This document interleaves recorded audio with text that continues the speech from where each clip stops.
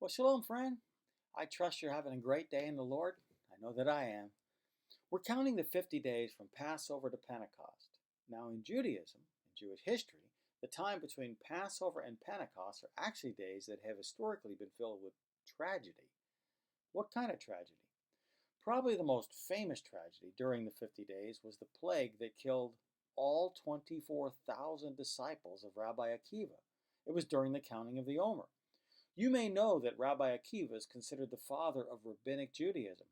He lived about 100 years after Jesus. Historically, that horrible plague actually turned on the 33rd day of counting the Omer. So Jews celebrate that day, calling it Lag BaOmer, which means the 33rd day of the Omer.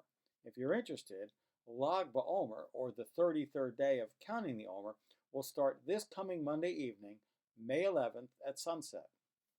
Our current coronavirus is actually reminiscent of that first century plague.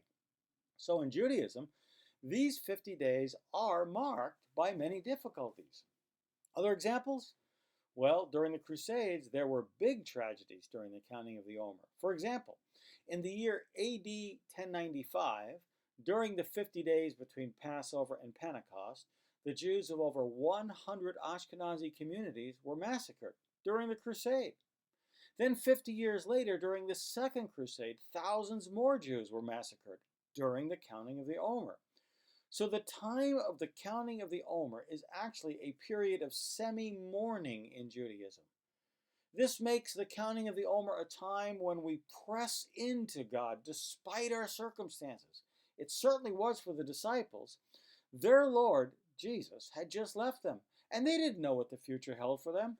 So they went to that upper room and they leaned into God.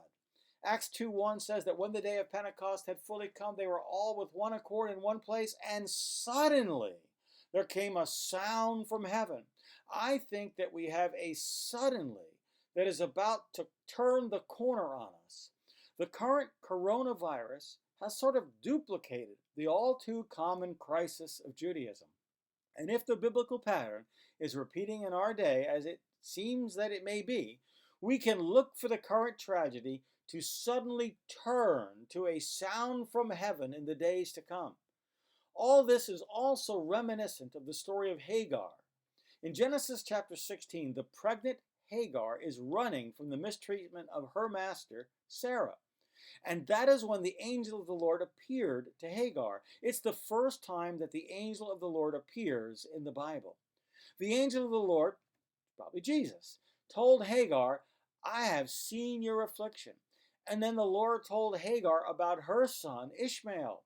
And Hagar responded by calling God El Roi. El Roi means the God who sees. The story actually portrays Hagar as somewhat shocked that God would actually appear to her, that she could actually see him, that she would even live to talk about it. She is shocked that he cares that much about her. Now, can I tell you that God sees all the afflictions of your life? And friend, the Bible tells us that when God sees the afflictions of his people, he responds. You can trust God to respond to your circumstances.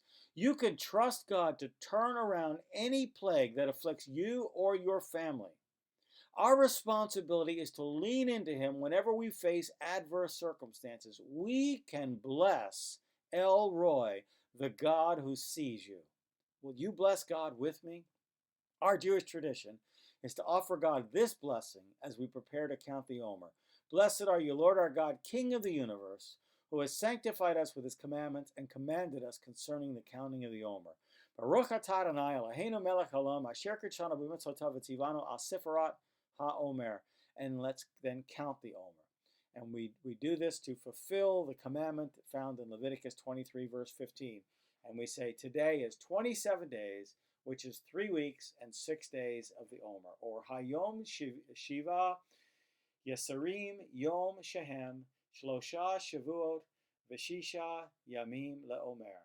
Today is 27 days, which is 3 weeks and 6 days of the Omer. God bless you, friend. Hope to see you tomorrow.